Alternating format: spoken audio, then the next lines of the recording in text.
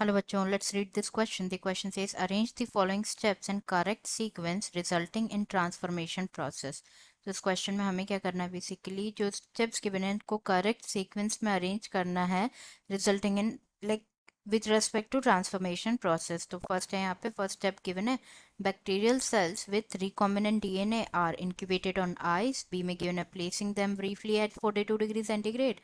C में given है putting bacterial cells with recombinant DNA back on ice, and D में given है bacterial cells are treated with a specific concentration of a divalent cation such as calcium.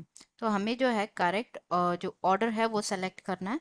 First given है A, then B, then C, then D. Second में given है A, B, D, C. Third में given है D, A, B, C and fourth में given है D. तो सबसे पहले अगर हम यहाँ पे बात करें अबाउट की कॉन्सेप्ट, तो जो की कॉन्सेप्ट इस क्वेश्चन में यूज किया गया है दैट इज की कॉन्सेप्ट इज ट्रांसफॉर्मेशन.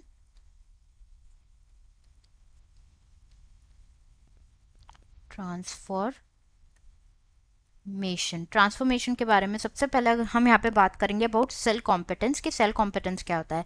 जो एबिलिटी होती है सेल की टू टेक अप फॉरेन जो डीएनए को लेने की फ्रॉम इट्स सराउंडिंग्स एनवायरनमेंट, उसे क्या कहा जाता है, सेल कॉम्पिटेंस कहा जाता है. Ability of cell to take up foreign DNA from its surrounding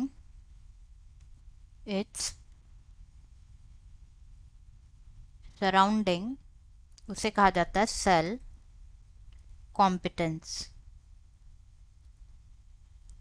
now transformation के बारे में अब हम डिस्कस करें ट्रांसफॉर्मेशन क्या होता है.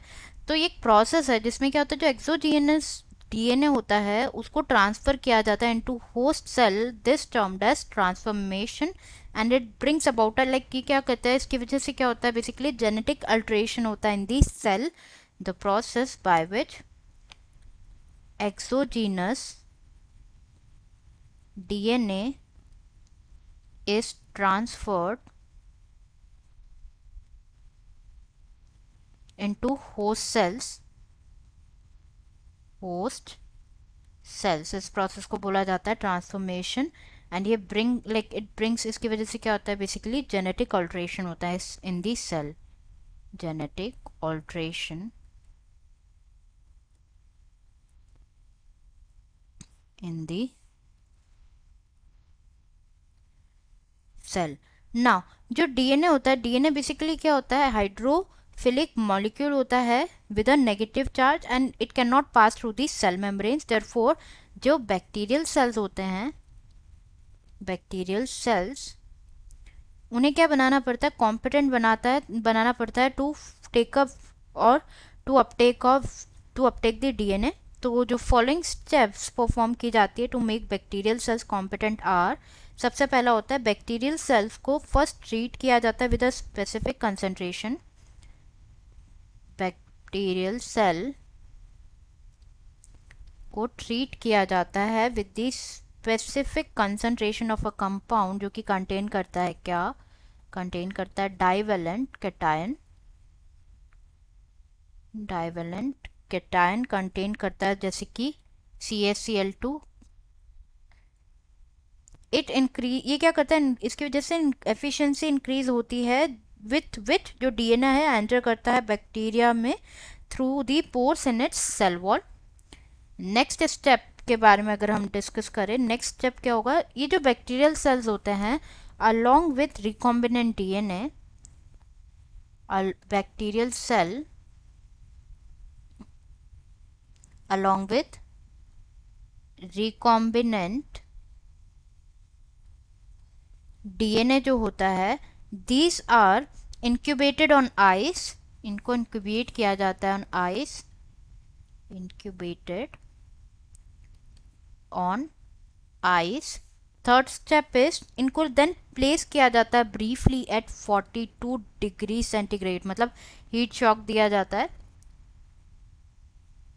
Last step is they are then placed back. उनको वापस आइस पे रखा जाता है. Placed back on ice. ये क्या करता है बेसिकली बैक्टीरिया को इनेबल करता है to take up recombinant DNA. तो अब हम स्टेप्स देख लेते हैं. फर्स्ट स्टेप हो जाएगा D, that is bacterial cells are treated with a specific concentration of divalent ion जैसे कि कैल्शियम। देन होगा क्या, ए, उसको इंक्यूबेट किया जाता है आइस में। थर्ड होगा उनको 42 degree centigrade then heat shock दिया जाता है। फिर अगेन वो bacterial cells along with recombinant DNA उनको आइस पे रखा जाता है। तो करेक्ट आंसर हो जाएगा D, A, B and C. ये कॉम्बिनेशन गिवन है, ए नहीं, नहीं, D A B C, yes this is the correct sequence. यहाँ पे इनकरेक्ट है, correct answer is third, D A B C. Answer is third, first D, then A, then B, then C. I hope you understood it well. Best of luck.